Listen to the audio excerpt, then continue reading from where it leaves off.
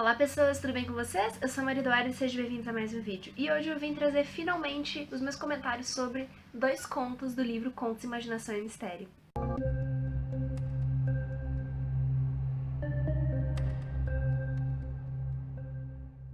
Bom gente, antes de eu começar eu vou explicar como é que vai funcionar.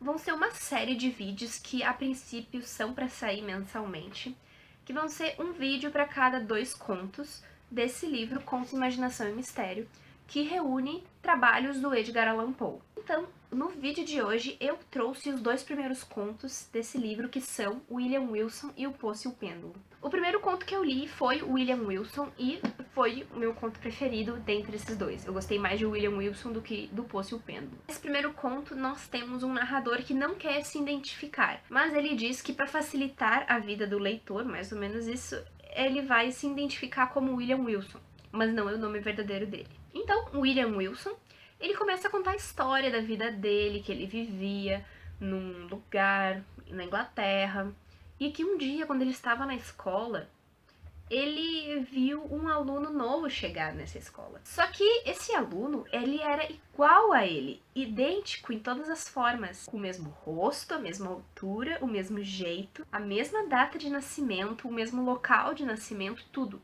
A única coisa que divergia entre eles era que esse aluno idêntico a ele falava em sussurros, apenas em sussurros. Wilson fala pra gente que ele e esse sósia, esse doppelganger, que é uma palavra em alemão pra duplo, apesar disso, esse sósia dava conselhos pro William Wilson. Só que eles eram sempre conselhos sussurrados, como se fosse só pra ele ouvir. Só que o Wilson deliberadamente ignorava esses conselhos, porque já que ele odiava o sósia, ele não ia seguir conselhos que alguém que ele odeia estava dando. Mas tem um momento do livro que ele admite que se ele tivesse seguido esses conselhos, talvez a vida dele não tivesse se tornado a desgraça que se tornou.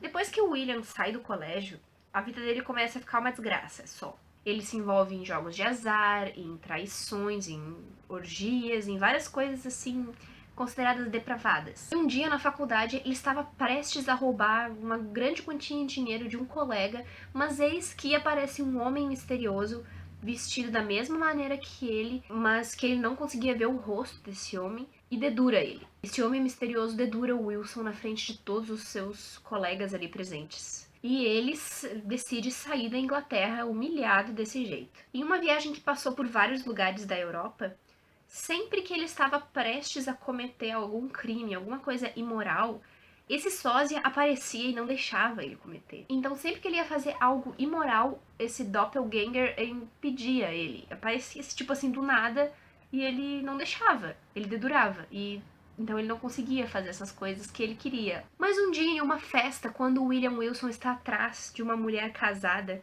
ele vê mais uma vez o seu sósia na festa, mas ele pensa, não, eu vou dar um jeito nisso. Agora eu não quero mais saber desse cara na minha cola. Aí o que ele faz? A coisa mais esperada do William Wilson. Ele pega uma espada e crava no sósia. Simplesmente isso. Só que quando ele tá lá segurando a espada cravada no sósia, ele acaba vendo seu reflexo em um espelho ali perto e ele vê que, na verdade, ele tinha cravado a espada nele mesmo. Minha cabeça fez assim nessa hora. Tipo assim, ele foi matar o cara e, na verdade, ele matou a si mesmo. Gente do céu. E o conto termina de fato com essa citação. Era Wilson, porém não mais falava num sussurro. E eu poderia ter imaginado que era eu mesmo quem falava quando disse: venceste e me rendo. E contudo, daqui por diante também estás morto. Morto para o mundo, morto para o céu e para a esperança. Em mim existias, e em minha morte vê por esta imagem que é a tua própria, quão absolutamente assassinaste a ti mesmo.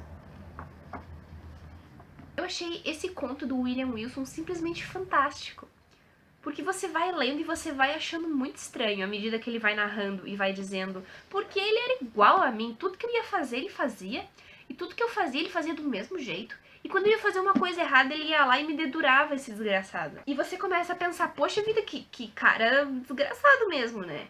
E no final era ele mesmo. É um conto que dá margem a várias interpretações.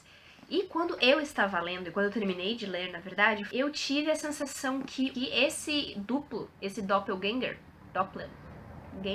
esse gêmeo, ele nada mais era do que a consciência do William Wilson, que o acompanha desde novo, e sempre que ele estava lá para fazer algo imoral, a consciência pesada se manifestava em forma de uma outra pessoa pro William Wilson e o dedurava. Não sei se vocês estão entendendo, mas basicamente sempre foi o William que dedurou a si mesmo.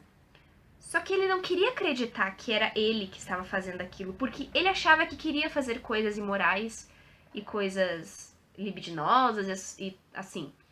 Mas uma parte da consciência dele não queria que ele fizesse e sabia que aquilo era errado. Então, como uma forma de se proteger, ele desenvolveu esse sósia que funcionava como uma extensão da consciência dele e que era visível somente para ele. Tanto até que no final ele revela pra gente que esse aluno novo que tinha chegado na escola era uma pessoa comum, mas que o próprio William enxergava como sendo alguém muito parecido com ele, porque ele refletiu a sua consciência nesse menino.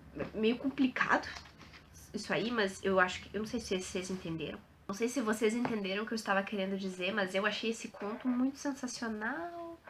Muito, muito, muito lindo, muito assim, nossa, muito psicológico. Eu adoro essas coisas que trabalham com a psicologia.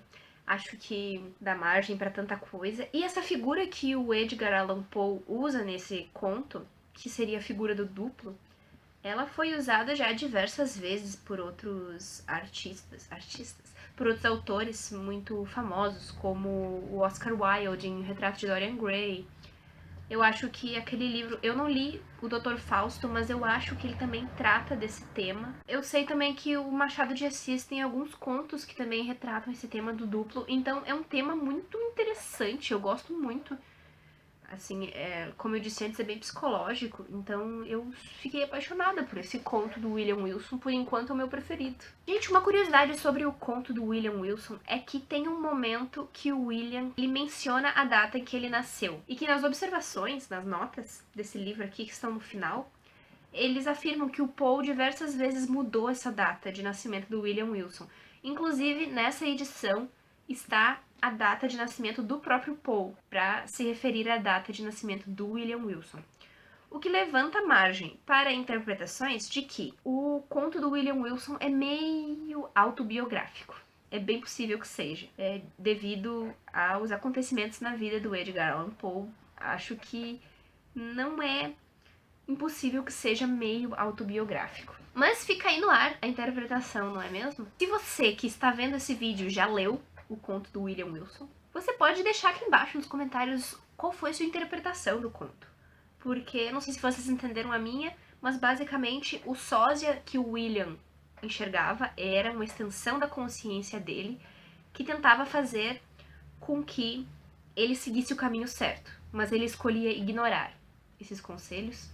Por isso que a vida dele virou uma desgraça. Resumindo, eu achei que foi isso. Você que leu, você pode comentar aqui embaixo qual é a sua interpretação do conto. Bom, sobre o Poço e o Pêndulo. Novamente nós temos um narrador que não se identifica, só que dessa vez ele não passa nenhum pseudônimo pra nós. Nós nos deparamos com esse narrador em meio a um julgamento em um tribunal, só que de repente muda o cenário. Assim, ele apaga e ele acorda num cenário completamente diferente. Escuro, ele não consegue enxergar nada. Ele começa a tentar descobrir onde ele está através dos outros sentidos, do tato, do olfato. Ele acaba descobrindo que ele está numa sala fechada e que no meio dessa sala tem um poço, que a princípio é muito fundo. E nesse lugar que ele está, nessa sala com esse poço, ele sabe que tem uma porta, porque sempre que ele dorme e acorda, tem comida e água pra ele ali. Em uma determinada ocasião que ele dorme, ele acaba acordando em um lugar diferente, só que ele está totalmente imobilizado e acima dele, ele descreve pra gente que há um pêndulo. E esse pêndulo, assim, por um momento ele tá parado, mas depois ele começa a se movimentar. E cada vez que ele vai se movimentando, ele vai chegando mais perto desse narrador sem nome. Ele começa a descrever o lugar, dizendo que tem ratos, que é um lugar muito nojento. Acho que é uma narração muito sinestésica, que é aquela figura de linguagem que nós focamos, nós narramos através de outros sentidos. através do tato, da audição, do olfato, do paladar e por aí vai indo. É um conto que, no geral, usa bastante os sentidos. No final do conto, ele está ainda amarrado ali, e aquele pêndulo gigante vindo. Ele consegue bolar um plano envolvendo ratos para se libertar e não ser cortado ao meio pelo pêndulo. Quando ele consegue se libertar do pêndulo, ele é levado novamente para a sala onde tem o poço. Quando ele volta para essa sala que tem o poço, ele percebe que o lugar mudou de formato, que não é mais um quadrado, um retângulo, que é mais um losango, e ele começa a ser empurrado por brasas incandescentes pro centro, que é onde está o poço. E ele não queria, obviamente ele não quer cair.